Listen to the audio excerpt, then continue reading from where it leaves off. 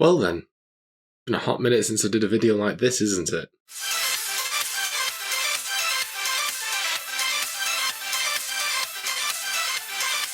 Hello everyone, it is the Almighty Geoff and this is my 2023 year in review, in which I will be looking back at the past year on YouTube and also the year since 2020 when I last did this sort of video.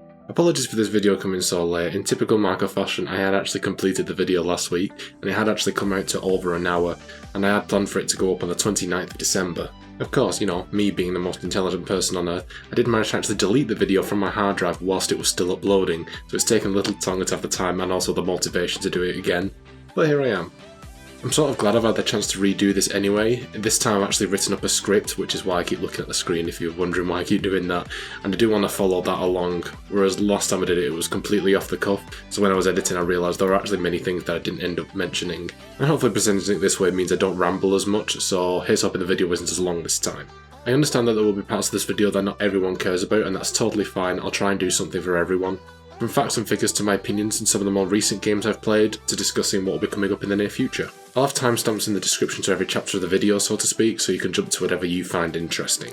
So to start with, I figured I'd make a brief summary of the past year, or years, on and off the channel before we get into the nitty gritty. Back in June we reached the next milestone of 600 subscribers, and I want to thank you all for jumping on board and sticking with me, whether you've been here since 2016 or just in the past few days. Whilst I don't base my outlook and future on YouTube on subscriber count, knowing that I have a small but faithful audience who tune in for every episode really keeps me motivated to bring you content as often as I can. Especially with me shifting my emphasis to blind Let's Plays in recent years, your tips and kind words even when I'm struggling really help me power through even the toughest of times, so just know that you are always appreciated. That being said, I have noticed that over the past year especially, growth on the channel has stagnated somewhat, which has been a little demotivating. I'll get more into detail when I look over the channel statistics, but this summer I'll be approaching the 8th anniversary of the channel, and whilst I was rewatching the year in review I did at the end of 2020 and hoped I'd have broken the 1,000 subscriber barrier by this point, I couldn't help but feel a little deflated that I hadn't grown as much as I may have thought. Granted, the channel was growing at its fastest rate by the end of that year, with me picking up nearly 150 subscribers in one year, but that was the year of lockdown, so I can't really fairly compare that with the present. My content output also hasn't been the best lately, and the games I have been playing are mostly either really long and so the viewership begins to dip, Witcher 3, or too short so the viewership doesn't have as much influence for too long. I was also having to balance YouTube with a master's degree and work for the first half of the year, and whilst I'm finished with education now, my living situation has also changed, so I'm back at home living with my parents, so the nights of recording well into the early hours are a thing of the past for the time being, which isn't great for the YouTube channel but probably a little bit better for my own health. Over the past couple of months I dropped back down to 5 30 to 40 minute videos a week rather than 10, but for a long time I struggled to keep up with producing that much content, meaning I often uploaded videos late or skipped weeks altogether. I feel with 5 videos I can be a lot more consistent, but I would love to go back to my full-time schedule. I love finishing Let's Plays and moving on to something new, so here's hoping in 2024 I'll be able to do that.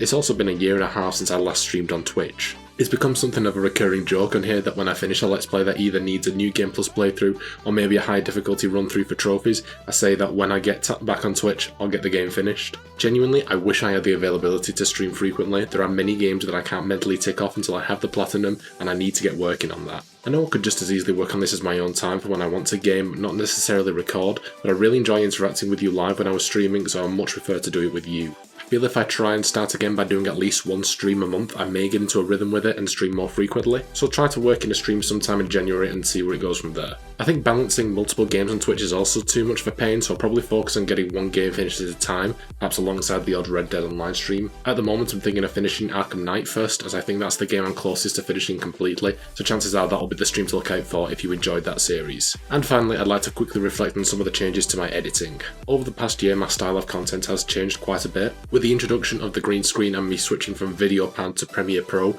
I feel I'm finally in a position where I'm really proud of the content I produce. That's not to say I've never been happy with my content, but there's always been that feeling that I could do something better. I still feel that way with the green screen, it certainly isn't perfect. The lighting in my bedroom is awkward as my camera is close to my window and the curtains are a little transparent, so even closed it lets through a lot of light that messes with the shadows on the screen and thus with my editing. I think this is fixable but will require a lot of work to do so we'll just see what happens. Premiere Pro is far from perfect and crashes more often than I'd like, and as a side note is bloody expensive. I hate subscription based products, I'd much rather pay more to own the program, but hey, that's capitalism for you.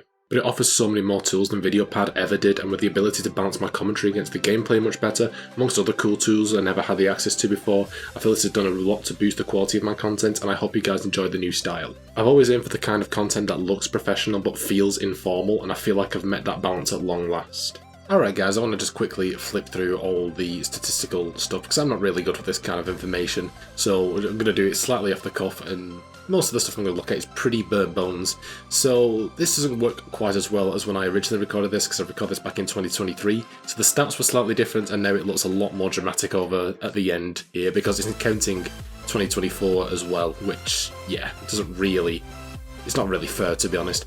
But anyway, so we are starting off by looking at my general views. So how this measures it is that the pointer is how many views there is on the 31st of December of that year. So that's why obviously we're only on the 5th of January as I'm recording this. So we're basically looking up to this cutoff point here. Unfortunately, I can't edit it in a way that it stops at 2023. But anyway, that's neither here or there. So you can basically see how my view count has changed over the past year since I started the channel. So this is where we were at the end of 2020 when I last did this video. You can see we started getting better and better again in 2021 and 2022, and then it's dropped a little bit in 2023, not dramatically, you know, about like a sixth of my views have dropped, but as I said, you know, I've got plenty of long going series going on and my upload schedule hasn't been brilliant in the past year, so I'm hoping that when we get to the end of 2024 we can be back up here. But it's not a biggie. But yeah, so if you're just interested in seeing how that has come to this point, that's where we are. Same applies for the watch hours, because this is obviously at its bottom as well. This one has dropped quite a little bit more, so I think it might be because my videos aren't going out there quite as often, maybe because of the fact that my upload schedule's been so poor and everything like that. I did also put up a post up the other week asking if I was having any issues with my videos showing up on the algorithm, which most of the people said no, but those are my subscribers, so I'm assuming you guys probably are getting my videos, but it may not be being promoted as much to external viewers. I've come to a couple of conclusions in my head as why that may be. I've decided in a couple of videos that I have edited for upload next week and beyond to see if I can sort of censor any swearing, whether that's from me or from the game, at least for the first 5-10 minutes. So I believe there's like a thing where they monitor maybe the first 10 minutes of a video, and then if there are any swearing it sort of gets bumped down in the algorithm, so I'll see if I can work around that in editing. It might be a little bit annoying, especially in games obviously like Saints Row where there is a lot of swearing, but yeah, it's just something that we're going to have to work with, unfortunately.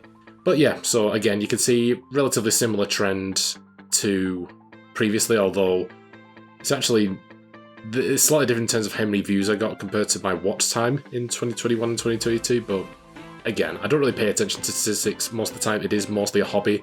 To me, this thing I would obviously love to be doing successfully, and being able to do this as a more financial supporting thing, which means I can dedicate more time to doing this, but it is what it is, you know. I'm realistic. And finally, we have our subscriber growth. Again, ignore this. This is actually quite sad, 0, but again, we're only 5 days into January, so I can't expect a miracle. But we had our biggest growth in 2029 to 2020, we've got 131 subscribers there, and then we got another 130 subscribers in that year, and then a slight dip in 2022, and then only 84 new subscribers in 2023. We reached a new milestone.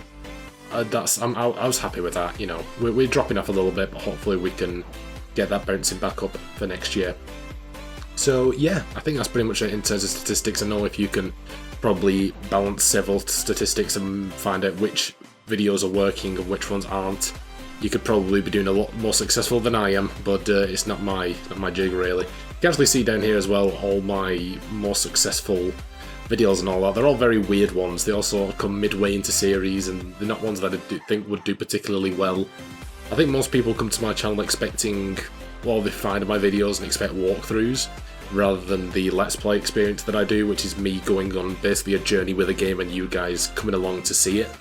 I get quite a lot of comments from people who go into videos expecting walkthroughs, realise that I'm rambling my way through it and not have a clue what I'm doing, and then complain about it. And I'm like, it's a Let's Play, it literally says it in the thumbnail, 100% Let's Play in some of my older stuff, so I don't know what they're expecting, but, you know, sod them, I don't care.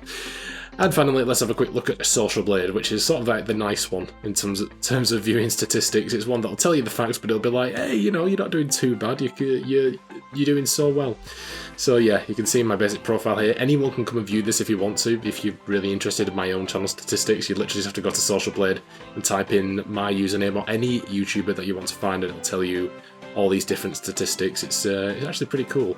So it shows you where you generally are in these rankings. So the green bar is where I am, and the red bar is where I've still got to go. So in terms of the ranking on Social Blade, I am there are 6.4 million people in a high position to me, but I'm in 840,255th.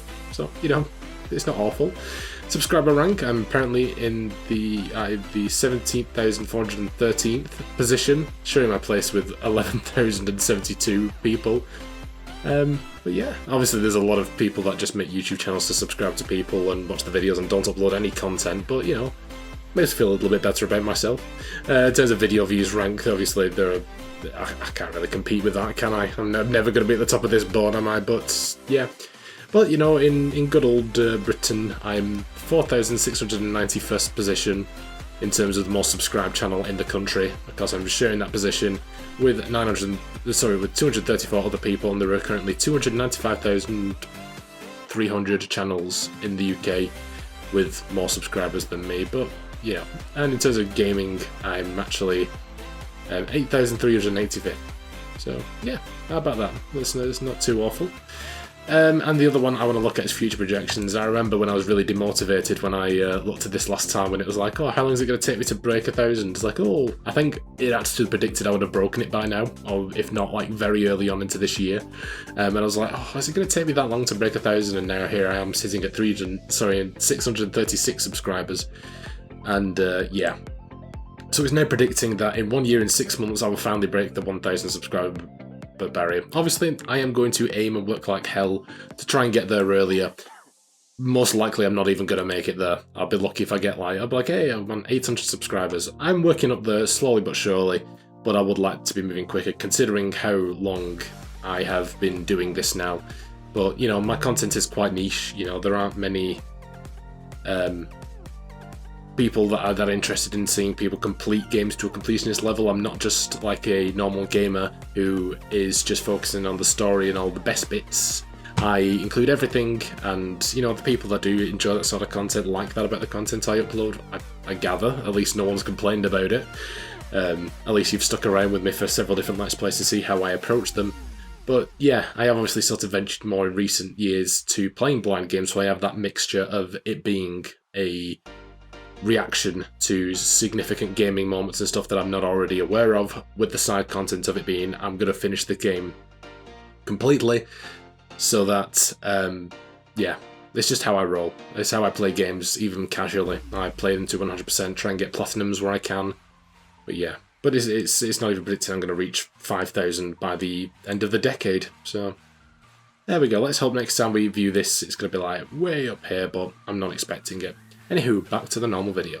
So now let's quickly reflect on all the games I've played since the last year in review. So this encapsulates all the games I've played since 2021. Seeing as there's a fair bit to get through, I'll keep my thoughts brief. I do always finish my Let's Plays with a deeper reflection, so if there's a game that you particularly want me to analyse, then just pop into the last episode of that series, or of the main story if it has extra DLC. So to start off with a bang, we have the original Tomb Raider. I haven't gone back to watch through my playthrough of this game, and to be honest, I don't want to. Obviously, I hate the idea of not getting on with a game, and a lot of tough games can stress me out, which makes for a funny odd moment, but I don't think there's a game that's caused me as much stress as this. I appreciate that this game was revolutionary for the time, and that people that grew up with this one can be very nostalgic for it, but I find the controls to be a nightmare, and for Lara to be poor to control. With a game that relies on this much parkour, it meant I had a really bad time with it. My original plan was for the Tomb Raider franchise to become a regular on this channel, and obviously there hasn't been one since. I've had Tomb Raider 2 on the soon to play list for a while, but it keeps being bumped down for other stuff.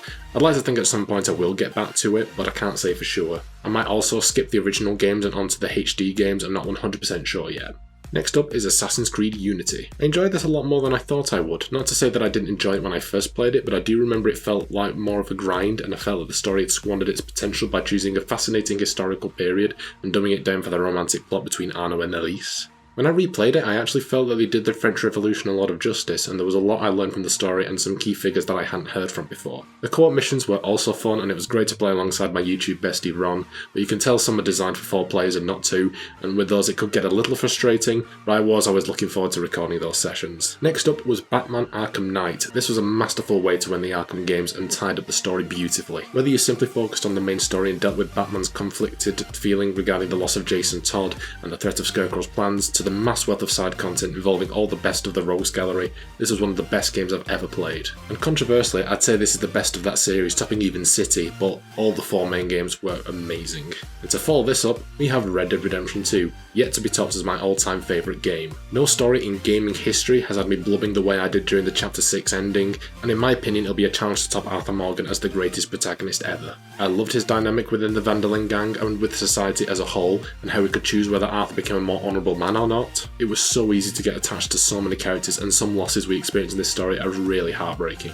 The open world was so detailed and beautiful, which just makes me so much more excited for GTA 6 and how Rockstar will make the next leap into the advancement of the gaming world. Next up, we had Little Nightmares. This is only a short title, but it was very creepy and eerie, and I loved it. The puzzles could be challenging at times, and I can recall getting a little frustrated at a couple of the chapters, but overall I really love the setting and hope to get into the sequel in the not too distant future. And now we have The Last of Us. Simply one of the greatest video game stories of the century, and certainly one deserving of a TV adaptation, which I've yet to see, but I've just ordered the box set from Amazon, so we'll get into it soon. Joel and Ellie have such a beautiful bond that develops over the story, from a more bitter beginning to this incredibly powerful decision at the end of the game. With the backdrop of the Cordyceps virus taking over the world, hitting a little too close for comfort in recent times, and the way that surviving humans divide themselves into an almost feral state of survival of the fittest, it really demonstrates the best and worst of humanity. Also a quick shout out to one of the most beautiful and heartbreaking DLCs of all time in Left Behind. If you haven't played it, you're really missing out. Now we move on to The Simpsons game. Another childhood classic. I really love coming back to this game after so many years. The idea of characters being aware they're in a video game and seeking the creator to stop the terror on Springfield is something that I could see the main show doing. There is such a variety of gameplay and stories, all taking inspiration from classic video games, and is a loving tribute to those games that paved the way for modern stories. It's such a shame that the future of Simpsons gaming is pretty much dead thanks to EA putting everything into their microtransaction powered tapped out app, as a sequel to this game based on other franchises would have been amazing. And now on to the next Assassin's Creed title, Syndicate. Aside from the game being a little buggy at times, I really enjoyed this one, and it's a shame it's so overlooked due to the poor reception to Unity. Jacob and Evie are really endearing protagonists, and I love that their stories separate to tackle both sides of the typical Assassin's Creed storyline, with Jacob hunting Templars and Evie searching for the next piece of Eden. Victorian London is one of my favourite historical periods and places, and exploring it is so much fun. I'd go as far as to say it's probably my top 3 Assassin's Creed settings at least. Meeting the historical figures of the time like Dickens, Darwin and Marx is a great insight into their real life characters, and I love the side content of liberating London one territory at a time from the enemy gangs. Whilst I think the overall story was a little lacking compared to other mainline games, the Jack the Ripper DLC more than makes up for it, and it is incredibly creepy and eerie, especially if you're familiar with the real life murders as I am. Life is Strange 2 Colours is up next, and this was a wonderful return to form in my opinion for the series. Alex is a wonderful protagonist, fascinating to get to know, and her ability to read emotions with the side effect of sometimes taking them on for herself was a really interesting and unique power. As with other titles, the side characters are just as well developed and lovable as from the past, from her caring and loving brother Gabe to our wonderful Steph returning from Before the Storm, as well as characters like Ryan, Riley and Jed. And to the mystery, without getting into spoilers, is filled with some of the best Life is Strange plot twists to date. And of course, we have the Assassin's Creed Chronicles games, which I've sort of lumped together. It's no secret that I'm not a massive fan of the 2D side-scroller gameplay of these games, and getting Shadow Gold on all of these levels was a nightmare sometimes, but overall, I really enjoyed the stories each game told. It helps that they were all led by really interesting protagonists, from Xiao Jun to Arbaz Mir, and finishing with Nikolai Orlov, and the historical events and periods they appear with really make these games worth investing in. I hope that Ubisoft don't write off exploring these eras in the future, and I would love a full-size game with any of these characters. And now, finally, we reach the games we finished in 2023, starting with LA Noire. Like with Syndicate, I find post-war America a really interesting historical period, and this game beautifully balances the glitz and glamour of Los Angeles and Hollywood with the seedier and darker side that was more commonplace. Cole was a fascinating character, and the fact it takes so long to learn what kind of person he really is and isn't the perfect straight man that he presents himself as, and how it links back to his actions during the war in Japan, keeps you really interested in the story. And all our partners were really well developed, and at least 3 of them were very likeable, with the other one being one that you love to hate. I'll admit, as the story got deeper into the final chapters, I did start to get a little confused, but my overall experience with this game was definitely a great one and worth a play if you haven't had the privilege. Now onto Kingdom Hearts, another game from my childhood that I wasn't able to appreciate or even get close to finishing, and boy am I glad I got to finish it this time. I love Sora and his relationship with Kairi, and especially Riku, and the development of that bond as it has continued on into the later games I've played have been one of the highlights of my journey. Donald and Goofy are of course amazing companions, and visiting all the world based on the Disney films that I grew up with ensured there always is a strong sense of nostalgia when I played this game. The Heartless are a fascinating nemesis, and of course I have many questions what the hell is going on for the most part, but I know this is because the story isn't told me yet and not due to poor writing, which keeps me excited to come back for the next game. Now we have Watch Dogs. Another game I really enjoyed. Ada was a great character to play, and the unique game mechanic of being able to hack just about everything that surrounds us is so cool. I love the way that this game develops its side characters and its villains, especially through the audio logs. While some may say giving these characters nuance through a collectible is a sign of poor storytelling, as a completionist it felt very rewarding that I view these people in a different light than most. I won't deny that there were areas of frustration with this series, with it having so much reliance on the online gameplay.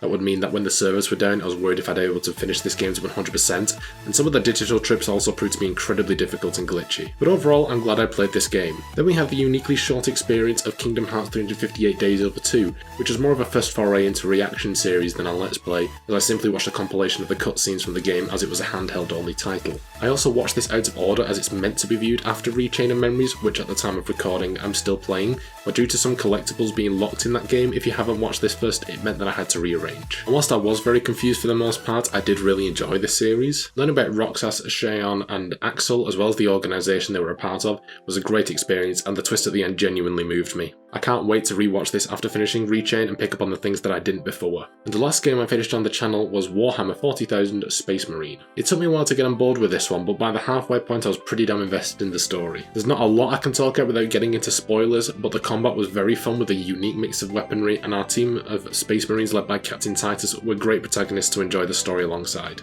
The cliffhanger ending has left me desperate for a conclusion, and I'll definitely be playing the sequel, which should be coming out later this year. Which brings us up to date with the current roster of games, which I'll also give my thoughts on so far, starting with Rechain of Memories, and to be honest I'm conflicted with this one. As I said with the previous Kingdom Hearts titles, I'm really enjoying the story in this one, and having watched 358 Days Over 2, I have a lot of context that's helping me wrap my head around what's going on, but I'll be honest, that's one of the few things I'm enjoying about this game. The gameplay, whilst being certainly unique, is really tedious. I've never played a game on my channel that's demanded so much of my own time outside that which I upload to the channel. There is so much grinding and RNG related to collectibles that this game feels more than any other like a chore on most days. I must have poured around a day's worth of time in this game at least, outside that which you've seen, and I still have a quite way to go. Whilst I only have 2 more worlds to explore with Sora, I know there's a whole other game more to do after that, and I find it hard to keep motivated for that story after pouring so much time into it already.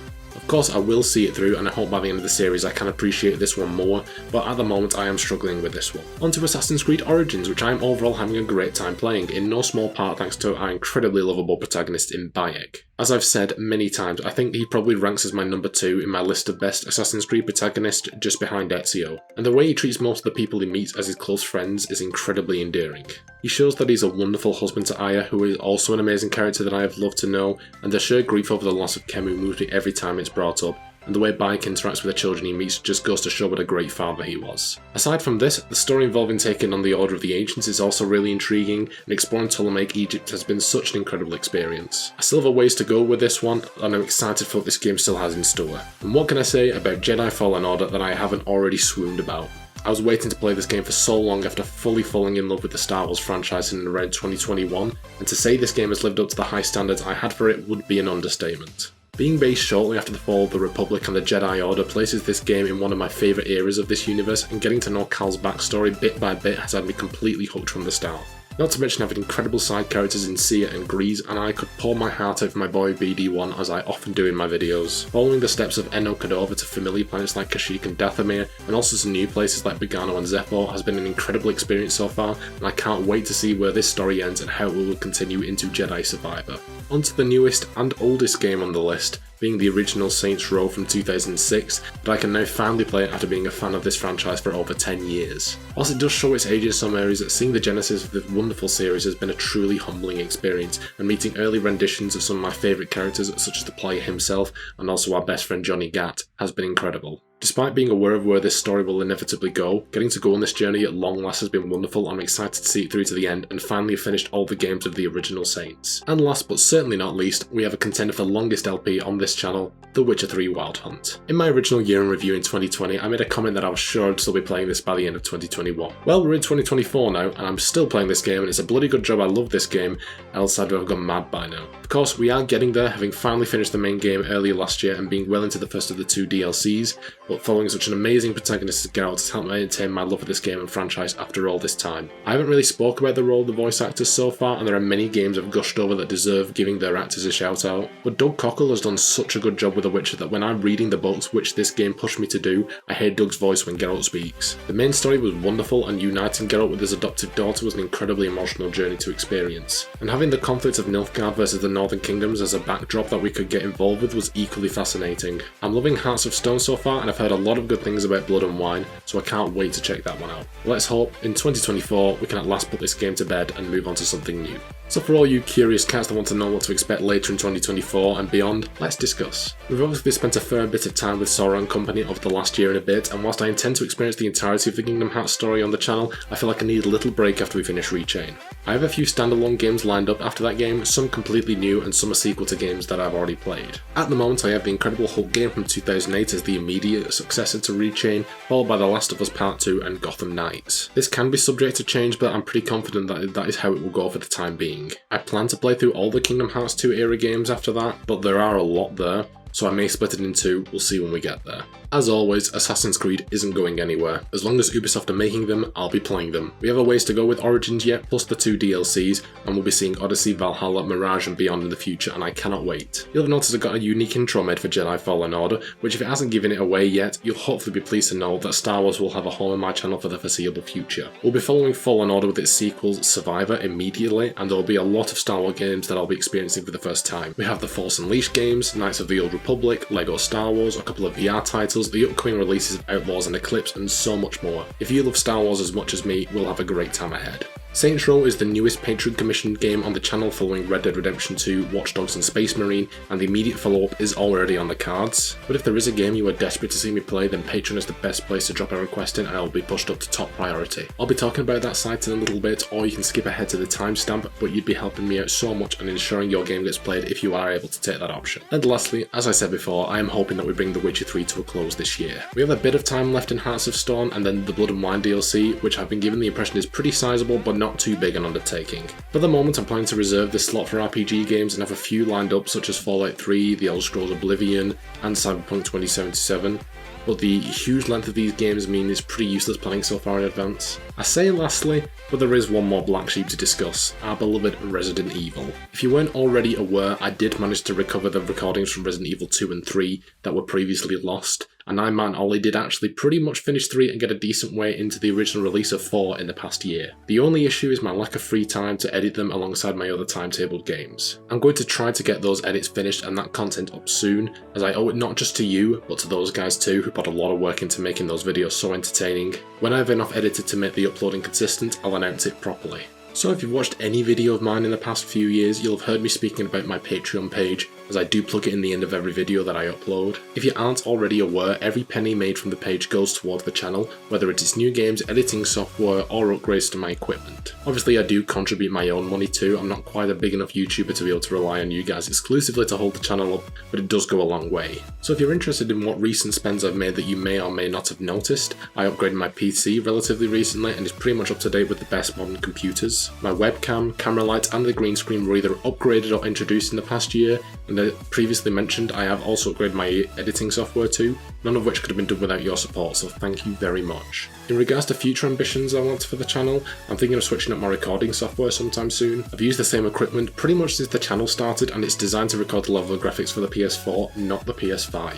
Obviously I'd say the video quality still comes out well, but I feel it could be better, so that'll likely be the next big purchase. I'm likely going to jump from Hauppauge to Elgato. If I do get into streaming again properly, I may also invest in something like a Stream Deck, but at the moment that isn't a priority. The main expenditure I'd say is on games, and in fact I've just ordered a handful of games that will hopefully be appearing on the channel later this year. I give my patrons acknowledgement of some kind in every video that they sponsor, but aside from that I'd like to personally thank my current patrons Ron Hyler and Laura Haggerty for supporting the content for as long as you have. Both of them have been supporting me since the first day that I launched this page, so your contributions have gone so far into supporting the channel, and I thank you both from the bottom of my heart. And to people who have supported my channel financially at any point in the past few years, I also want to thank you for the kindness that you've shown. Considering so far, other than a shout out or a game commission, there hasn't been too many perks associated with joining my page, your contribution is really considerate, so thank you again. If you're interested in joining the Patreon and aren't aware of said perks, I'll quickly run through them again here. At £1 a month you get your name added to the on-screen patron list at the end of every video that you support. At £3 you also get your channel name and a link of your choice in the description of every video you support, as well as a spot at the channel box on my homepage. At £5 you'll get your name shouted out by me at the end of the video. At £10 and £20 you get to commission a Let's Play, meaning you can choose a game for me to play on the channel and it gets top priority, so will be played after the next Let's Play finale. At £10 this game can be up to 15 hours long at a completionist rate. I usually run Let's Plays by the webpage How Long to Beat if you want a general idea on how to judge that. At £20 this game can be any length, and almost all the games commissioned for this channel so far have been at this tier. For the latter two perks you only have to make that payment once for the game to be added to the roster, though if you want to continue supporting the channel whilst I play it, even at a lower tier, it would be much appreciated. It should go without saying, but all the perks stack, so if you go for a higher tier you get the bonuses of the tiers below it too. You may have picked up that earlier I said, so far I don't have that many more perks attached to Patreon, and I chose those words particularly. For a long time I've had many ideas of ways to make the Patreon page more appealing, with unique content or early access being the more prominent of those thoughts. At the moment I'm not in a position to be able to fulfill those goals, but I'm working as hard as I can to get myself ahead so I can put time towards those side projects. If and when I can do so, I'll upload a separate video for new Patreon perks, so you'll be informed when it's ready. I believe that is everything I wanted to talk about today. In the original video I planned to upload, I had a segment updating the tier maker I made for my 400 subscriber stream,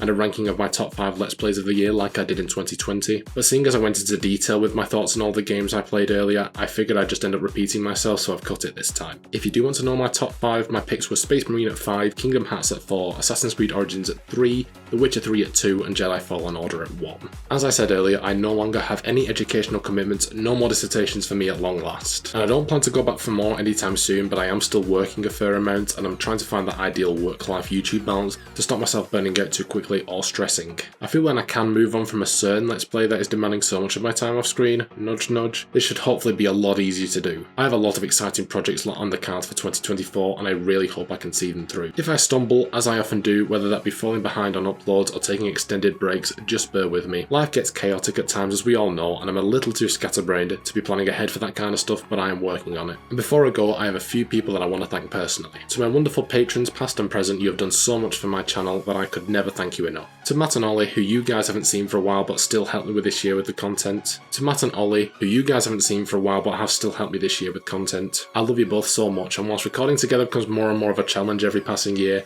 I hope you have many more laughs at Rezzy's expense in the coming years. To my YouTube partner and friend Ron, what can I say that hasn't already been said? I wouldn't be here without you. You've always had my back and I've always had yours. Thank you specifically for your help on Let's Plays like the Saints Row games and Assassin's Creed Unity, and for letting me join you in Dying Light and Dead Space 3 series. For everything that you've done for me and the channel in the past 10 years that we've been friends, I will be eternally grateful. And I hope it isn't too long before we're causing mayhem and having a laugh in our next series together. To Evra, another long-time supporter of the channel and now a personal friend, I want to thank you specifically for the support you gave me during Watch Dogs, and for being my co-op buddy in that series, as well as the constant support that you've given to me and my content since you first found my channel. I'm grateful that we've had the chance to actually chat and have a laugh together. And finally, I want to thank each and every one of you that tune into my content. Those of you who leave a reply or drop a like, which really helps with the troublesome YouTube algorithm and helps put my content out there, thank you so much. And thank you for the hints and tips you've given me in games I'm not too familiar with. They've really helped me out so much. Even if you're a lurker who watches silently, I appreciate you all too. Maybe drop a comment so that I can thank you personally. I hope you guys enjoyed this look back on 2023. If you did, be sure to like, comment and subscribe. Here's to 2024. Bye guys.